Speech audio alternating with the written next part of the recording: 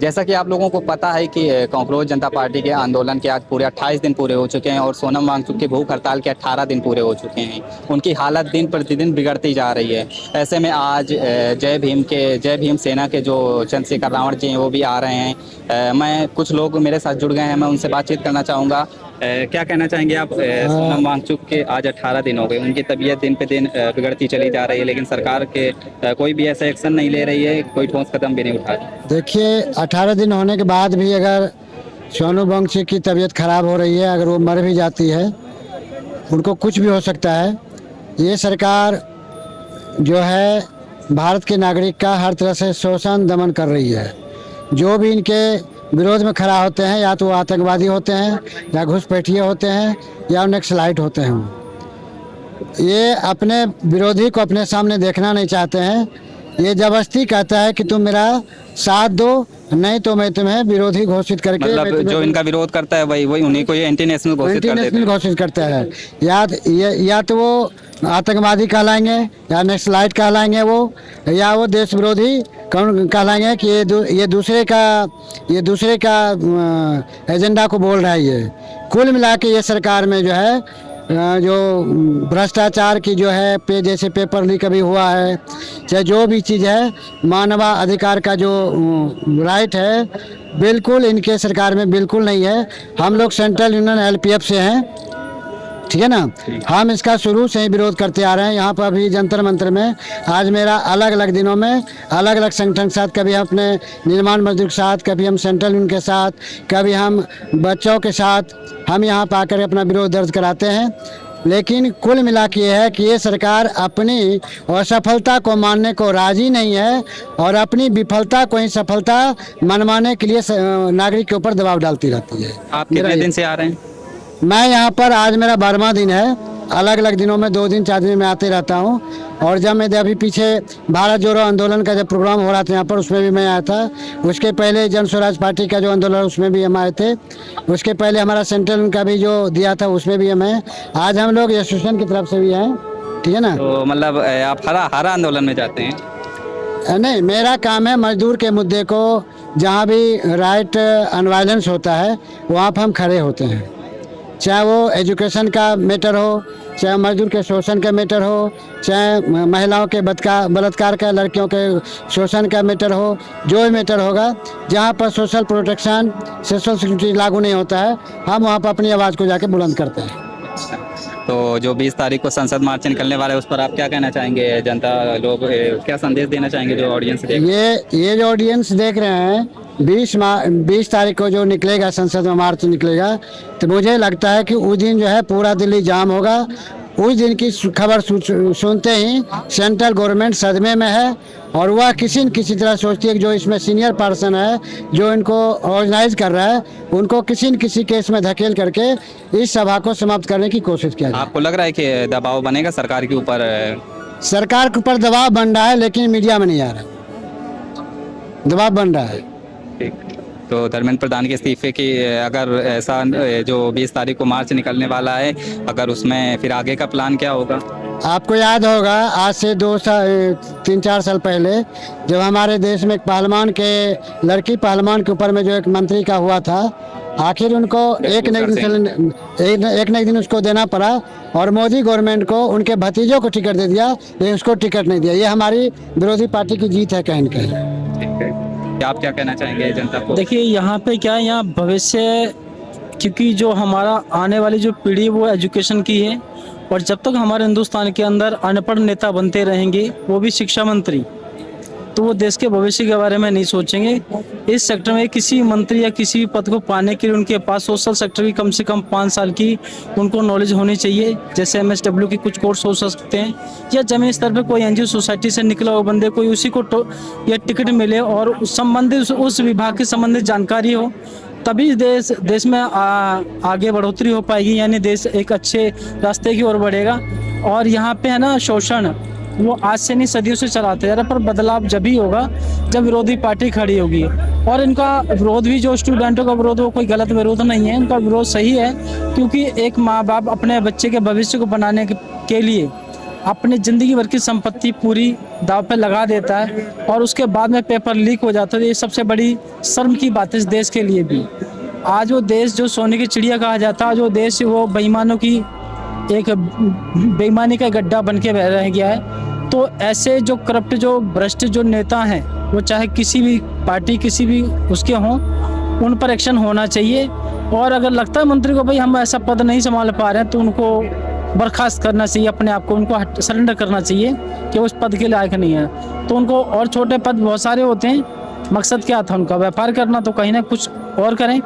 पर ये खिलवाड़, स्टूडेंटों के साथ खिलवाड़ ना करें, क्योंकि ऐसा करने से कहीं ना कहीं देश बहुत पीछे जा रहा है। तो हम, ये हमारे जो देश है दिल्ली या इंडिया पूरा, तो यहाँ पे जो शोषण हो रहा है ये किसी एक बंदे का नहीं हो रहा है, यहाँ पे सभी का हो रहा है। तो इस पर बहुत गहन करना चाहिए। और मैं ये कहना चाहूँगा भाई, जितने भी इस चैनल के माध्यम से जो भी समर्थक देख रहे हैं, तो उनका इस आंदोलन में उनको समर्थन करना चाहिए। वो इसलिए क्योंकि आने वाले बच्चे उनके भी इसी तरीके से धक्के खाएंगे, क्योंकि जब अपने पे बीती तो हर बंदे को समझ में आता है। तो कुछ लोग तो ये है कि भाई सपोर्ट कर रहे हैं, कुछ नहीं सपोर्ट कर रहे हैं। हमारा तो ये विरोध है भाई, कोई भी पार्टी हो, संस्था हो, नेता कोई भी हो, अगर मजदूर के हित में, मजदूर विरोधी कोई संस्था अगर इसका विरोध करती है तो गलत है और हमें इसका समर्थन करना चाहिए, क्योंकि ये हमारे भविष्य की बात है। क्योंकि एजुकेशन एक अहम मुद्दा है, तभी देश की मतलब अच्छी अर्थव्यवस्था हो पाएगी और अच्छी एजुकेशन ही देश को आगे बढ़ा सकती है। एक क्वेश्चन मैं आपसे करना चाहूँगा कि जो मौजूदा सरकार है, इसमें आपको लगता है कि कोई धर्मेंद्र प्रधान के इस्तीफे के बाद शिक्षा मंत्री किसको बनाया जाए? देखिए, बेहतर जो हो, क्योंकि एज पर सिचुएशन और जो इस सेक्टर को बहुत बारीकी से समझ सकते हो, उनको इस मंत्री पद पर चुना जाना चाहिए। शिक्षा मंत्री उन्हीं को होना चाहिए जो इस सेक्टर के बारे में वो अच्छी जानकारी रखते हों। क्योंकि ये, अब मान लो को दिल्ली जल बोर्ड का जो मंत्री है, अगर उसको इसमें इस सेक्टर में दे दिया जाए तो वो बेहतर जानकारी नहीं वो उसको समझ पाएगा बारीकी से। तो चीज़ों को बारीकी से समझने के लिए अगर हमारा जो नेता अगर अच्छी जानकारी नहीं रखता तो वो देश को गुमराह की स्थिति में। ये भी सुनने में आ रहा है कि उसके बाद, इस्तीफे के बाद उन्हें दूसरी कोई मिनिस्ट्री सौंप दी जाएगी, उससे आप? बिल्कुल होगा, क्योंकि यहाँ पे पद के बिना, क्योंकि एक एक नेताओं के पास 4-4 पद हैं, तो ये कोई बड़ी बात नहीं है। उनके पास ऑलरेडी इस्तीफे के बाद भी उनके पास अभी करंट टाइम में पद होंगे और आगे भी उनको मिलेंगे और अच्छे पद मिलेंगे, क्योंकि सिर्फ ट्रांसफ़र होता है, पद से निर्खास्त मुझे नहीं लगता। कि सिर्फ डॉक्यूमेंटेशन वर्क वो दिखा देते हैं जनता को गुमराह करने के लिए कि चलो भाई जनता का समर्थन हो जाए हमारे पक्ष को लेके।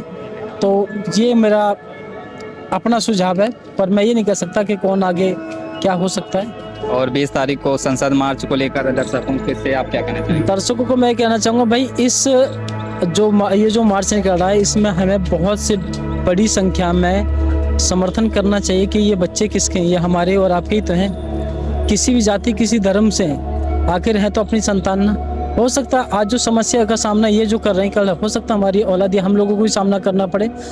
तो बदलाव के लिए हमें संघर्ष करना पड़ेगा, उसमें त्याग भी हो सकते हैं। त्याग भी बहुत ज़रूरी है, क्योंकि बिना त्याग के कोई भी हमें सफलता नहीं मिलती।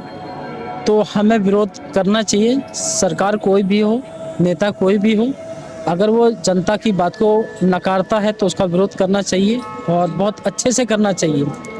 क्योंकि यही एक एजुकेशन एक ऐसा सेक्टर है जो हमें हर दिशा से, हर तरीके से देश को मजबूत कर सकता है। तो साथियों, मैं सभी से आग्रह करूंगा कि इस चैनल के माध्यम से कि आप सभी लोग इस मार्च को आप सफल बनाएं और समर्थन करें, क्योंकि ये जो बच्चों के जो एफर्ट्स हैं ना, जो छोटी छोटी कोशिशें हैं, ये आपको बहुत बड़ा रिजल्ट देंगी। तो मैं, हमारे जो संगठन के जितने भी हमारे प्रतिनिधि आए हैं, तो आप किस संगठन से आए हुए हैं? हम लोग संपूर्ण दिल्ली मजदूर एसोसिएशन की ओर से हैं और हम पूरे दिल्ली में मजदूरों को लेकर काम करते हैं। जो श्रम मजदूर होते हैं उनको हमारे महासचिव जी उसके बारे में वाली बातें बताएंगे। हमारे महासचिव जी विकास सर आए हुए हैं। विकास सर, क्या कहना चाहेंगे आप? जैसा कि आंदोलन चल रहा है, आपके संगठन के लोग भी आए हुए हैं, आपके संगठन किस प्रकार से काम करता है? हमारा बहुत बुरा हाल है, आप समझिए और आप देखिए चीज़ को कि देश के अंदर ये हालत हुए हैं कि छात्रों को अपनी शिक्षा को प्राप्त करने के लिए आंदोलन और भूख हड़ताल में बैठना पड़ रहा है। जो एजुकेशन के लिए भगत सिंह का सपना रहा, फूले राव का सपना रहा, ज्योतिराव फूले का, और जिन्होंने एजुकेशन को बहुत आगे बढ़ाया। बाबा साहब अम्बेडकर ने संविधान में लिखा है एजुकेशन, शिक्षा बहुत जरूरी है, और ये भी कहा शिक्षा शेरनी का वो दूध है, जो पिएगा वही दहाड़ेगा। लेकिन और चीज़ें हम समझते हैं कि भी चलो महंगाई हो गई, देश में ये हो गया, और चीज़ों को ये नहीं कंट्रोल कर पा रहे। एजुकेशन एक बाजारीकरण कर दिया इन्होंने कि एजुकेशन को, पेपर को लीक कर रहे हैं। जो बच्चे पढ़ रहा है वो मजदूरों के बच्चे भी हैं, आपके हमारे बच्चे, हमारे साथी ने बताया, कोई भी बच्चे हो सकते हैं। अब वो बच्चे कैसे पढ़ रहे हैं, क्योंकि वो पढ़ने वाले बच्चे हैं तो माँ बाप अपनी ज़मीनों को गिरवी रख रहे हैं, अपने जो पहनते हैं गहना वगैरह वो सब गिरवी रख रहे हैं, और उन बच्चों को एक सही रास्ते पे जाने के लिए एजुकेशन दे रहे हैं। और वहाँ पे जाके अगर हमारी सरकार विफल होती है और पेपर को लीक करवाती है या पेपर लीक होता है, तो उसकी एक जवाबदेही तो बनती है। बिल्कुल, हर चीज़ की एक जिम्मेदारी बनती है। आप अपनी जिम्मेदारी से पीछे हट रहे हो। आप ये बताइए, पहले एक हमारे जो लाल बहादुर शास्त्री थे, तो कोई भी एक ट्रेन का मामला हो गया, हादसा हुआ, कुछ हुआ, अपनी नैतिक जिम्मेदारी समझते हुए तुरंत उन्होंने इस्तीफा दिया।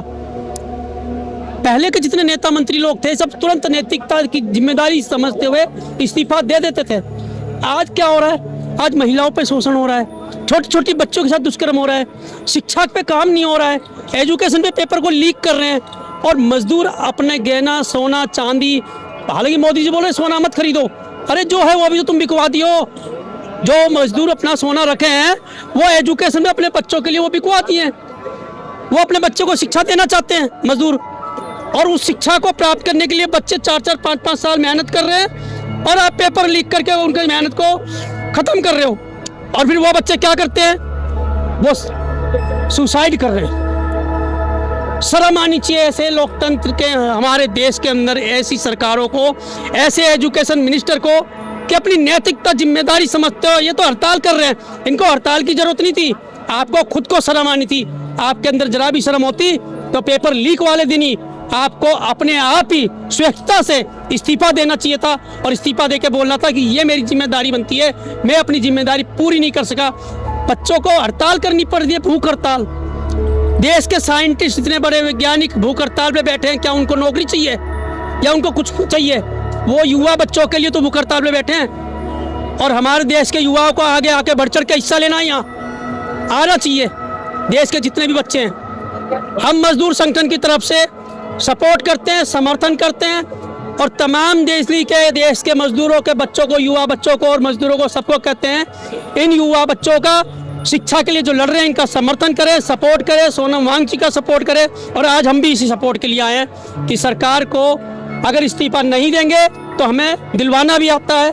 आज ये युवा जाग रहे हैं, और ये युवा बहुत बड़ी क्रांति बनकर उभरेगी, फिर आपको बचने का कोई रास्ता नहीं मिलेगा। आप पहले दिन आए हैं? मैं पहले भी अपने साथियों के साथ 1-2 बार आ चुका हूँ, लेकिन आज मैं फिर आया हूँ, और मैं जब तक आता रहूँगा जब तक ये आंदोलन चलेगा। बीच बीच में टाइम नहीं मिलता, वो अलग मैटर है, अपने और भी चीज़ें। और अभी हम लोग विरोध करेंगे, और हमारा ये एक ही मोटिव है कि हम जो जनता के साथ में हम उनका साथ देंगे, और ये उनकी लड़ाई नहीं, हम लोगों की भी लड़ाई है। और क्योंकि एजुकेशन एक अहम मुद्दा है, तो इस पर बहुत गहन करने की ज़रूरत है। तो हमारा संगठन यानी पूरा एसोसिएशन, दिल्ली के अंदर जो भी मजदूर संगठन का एसोसिएशन बना है, वो पूरा इनका समर्थन करेगा। और 20 तारीख को लगभग आप लोग कितने लोग लेके आएंगे? 20 तारीख को अभी हमारी पूरी तैयारी चल रही है। ये हमारी महिला साथी एसोसिएशन की है सब।